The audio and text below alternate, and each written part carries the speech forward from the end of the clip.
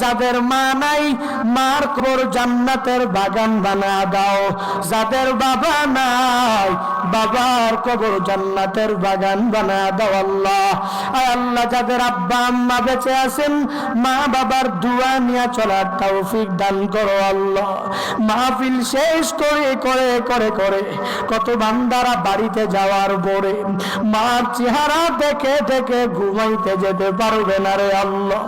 মার জন্য বিভিন্ন মাহফিলের ময়দানে গিয়া গিয়া কান্না করে, কেন কেন কেন, মার মতো আপন দুনিয়াতে কেউ নাই, কেউ নাই।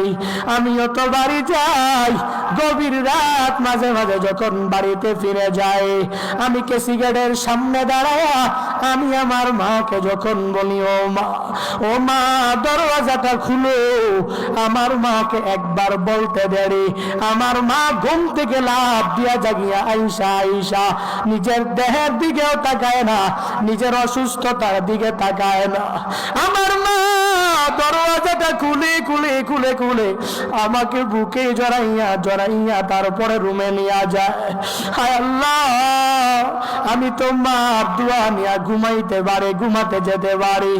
আল্লাহ, এই ময়দানে এমন অনেক বান্দা আছেন যাদের মা দুনিয়ায় বেঁচে নাই রে আল্লাহ।